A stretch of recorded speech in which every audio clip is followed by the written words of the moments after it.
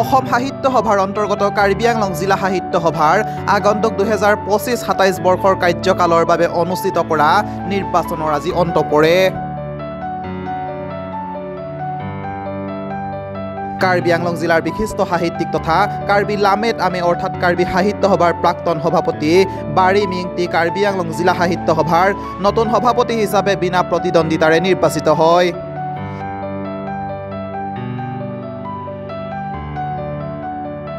চলিত মাহৰ প্ৰথম সপ্তাহৰ পৰা আৰম্ভ হোৱা জিলা সাহিত্য সভাৰ নিৰ্বাচনৰ প্ৰক্ৰিয়াৰ অন্তত আজি নিৰ্বাচনৰ ফলাফল ঘোষণা কৰে জিলা সাহিত্য সভাৰ মুখ্য নিৰ্বাচনী বিষয়া সত্যপ্ৰদীপ বৰদলৈ, নিৰ্বাচনী বিষয়া ক্ৰমে সুনীল গগৈ আৰু পৰমানন্দ তালুকদাৰে।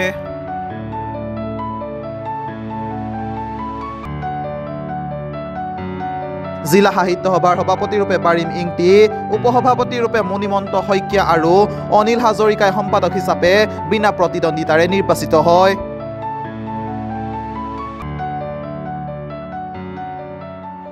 কাৰ্বি আংলং জিলা সাহিত্য সভাৰ 2025 পৰা 2027 বৰ্ষৰ বাবে সভাপতি হিচাপে নিৰ্বাচিত হৈছে বাৰীম ইংটি ডাঙৰীয়া, উপসভাপতি হিচাপে নিৰ্বাচিত হৈছে মণিমন্ত শইকীয়া ডাঙৰীয়া আৰু সম্পাদক হিচাপে নিৰ্বাচিত হৈছে শ্ৰীযুত অনিল হাজৰিকা।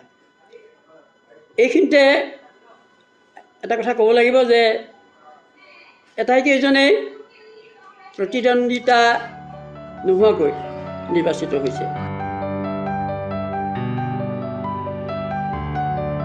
এক সংবাদমেল সম্বোধন কৰি নৱনিৰ্বাচিত সভাপতি বাৰী মিংটিয়ে জিলাখনৰ আন আন জনগোষ্ঠীয় সাহিত্যিক অনুষ্ঠানসমূহৰ উৎকৰ্ষ সাধনৰ বাবে কাম কৰিব বুলি উল্লেখ কৰি জিলা সাহিত্য সভাৰ অন্তৰ্গত নিষ্ক্ৰিয় হৈ থকা সাহিত্য সভাৰ সংখ্যাসমূহ সক্ৰিয় কৰি তোলাৰ বাবে পদক্ষেপ ল'ব বুলিও মন্তব্য কৰে।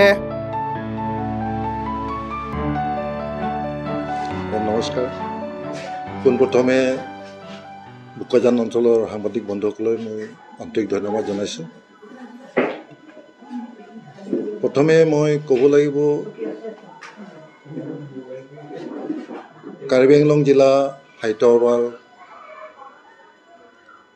সভাপতি অতি গুৰুত্বপূৰ্ণ পদবী, গতিকে এই পদবীত মোক আগবঢ়াই নিয়াৰ কাৰণে বোকাজান শাখা সমিতিৰ সভাপতি সম্পাদক প্ৰমুখ্যে সমূহ বিষয়ববীয়ালৈ মই ধন্যবাদ জনাইছোঁ।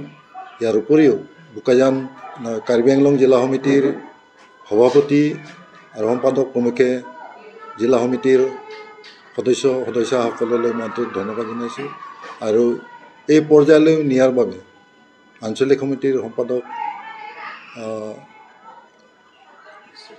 বিশ্বজ্যোতি হাজৰিকাক মই আন্তৰিক ধন্যবাদ জনাইছোঁ। আপোনালোকে জানে যে কাৰ্বি আংলংখন নানা জাতি জনগোষ্ঠীৰে বসবাসপূৰ্ণ। ইয়াত প্ৰায় 30টা জাতি জনজাতিয়ে বসবাস কৰি আছে। গতিকে মোৰ প্ৰথম পদক্ষেপ হ'ব কাৰ্বি আংলং জিলা সাহিত্য সভাই ইয়াৰ জাতি জনগোষ্ঠীৰ তেনেকুৱা সাহিত্য সংস্কৃতিবিলাক কেনেকৈ আগুৱাই নিয়া হ'ব তাৰ আমি প্ৰচেষ্টা চলাম। ইয়াৰ উপৰি কাৰ্বি আংলং জিলাত নানা শাখা সমিতি নিষ্ক্ৰিয় হৈ আছে, গতিকে তাক সক্ৰিয় কৰিবলৈ আমি প্ৰচেষ্টা চলাম। ইয়াৰ লগতে আমাৰ সহায় সহযোগ লাগিব আমাৰ সন্মানীয় উপসভাপতি আৰু আমাৰ সন্মানীয় সম্পাদক আৰু আমাৰ জিলা সমিতিৰ বা সমূহ কাৰ্বি আংলং জিলাৰ বিভিন্ন শাখা সমিতিৰ সভাপতি সম্পাদক প্ৰমুখ্যে তেওঁলোকৰ সদস্যসকলে আমাৰ সহযোগ লাগিব। আমি ভাবোঁ কাৰ্বি আংলং জিলাৰ সাহিত্য সভাৰ যি কাম কাজ সি আগতকৈ যথেষ্ট পৰিমাণে উন্নতই হৈছে। মই তেখেতসকলৰ সহযোগত এইটোৱে আশা কৰিম যে আমি এতিয়া যিটো পৰ্যায়ত আছোঁ সাহিত্য সভাই ভৱিষ্যতে যাতে তাক ইয়াতকৈ তললৈ নোযোৱাকৈ ৰাখিব পাৰোঁ, লগতে সামান্য হ'লেও ওপৰলৈ যাতে উঠাব পাৰোঁ, সেইখিনি দিশত সকলোৰে সহায় সহযোগিতা কামনা কৰি আগবাঢ়ি যাম বুলি আশা কৰিছোঁ। ইতিমধ্যে আমাৰ সাহিত্য সভাৰ সভাপতি নৱনিৰ্বাচিত সভাপতি ইংটি ডাঙৰীয়াই উল্লেখ কৰিছে যে কাৰ্বি আংলঙত আমি যথেষ্টখিনি কৰিবলগীয়া কাম আছে। গতিকে সাহিত্য সভাৰ অসম সাহিত্য সভাৰ সংবিধানৰ পৰিকাঠামোত থাকি আমি যিখিনি সাহিত্য আৰু সংস্কৃতিৰ উন্নয়নৰ কাৰণে যিখিনি কৰিব পাৰোঁ নিশ্চিতভাৱে আমি সেইখিনি কৰিবলৈ চেষ্টা কৰিম। ইতিমধ্যে আমাৰ কাৰ্বি আংলং জিলাখনত 1997 চনত হাওৰাঘাটত এখন অধিৱেশন অনুষ্ঠিত হৈ গৈছিল অসম সাহিত্য সভাৰ। সেই সময়ছোৱাৰ পৰা আজিলৈকে অসম সাহিত্য সভাৰ কাৰ্বি আংলং জিলাত বিভিন্ন ধৰণৰ কাম কাজ কৰিবলগীয়া আছে বুলি আমি অনুভৱ কৰিছোঁ। কাৰণ আমাৰ যথেষ্ট সংখ্যক শাখাবিলাক আছিল। এই শাখাবিলাক আমি যাতে ফলে ফুলে জাতিষ্কাৰ কৰিব পাৰোঁ আৰু অসম সাহিত্যৰ সভালৈ যাতে আমি কাৰ্বি আংলং জিলাৰ পৰা বিশেষভাৱে অৱদান আগবঢ়াব পাৰোঁ, তাৰ কাৰণে আমি সচেষ্ট হ'ম বুলি মই আশা কৰিছোঁ।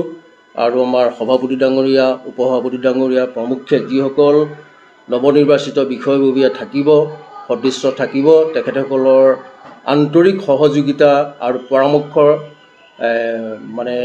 আশা কৰি মই সদ্যহতে এইখিনিকে বক্তব্য হিচাপত আগবঢ়াইছোঁ। News x report, news 12 Assam north east.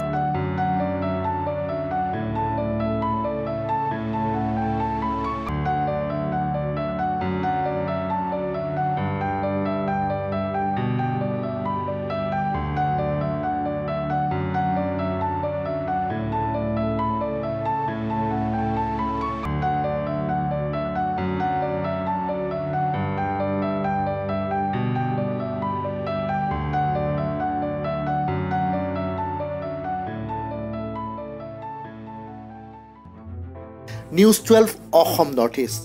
যাত্ৰা আমাৰ অবিৰত, সংকল্প অপ্ৰতিৰোধ্য।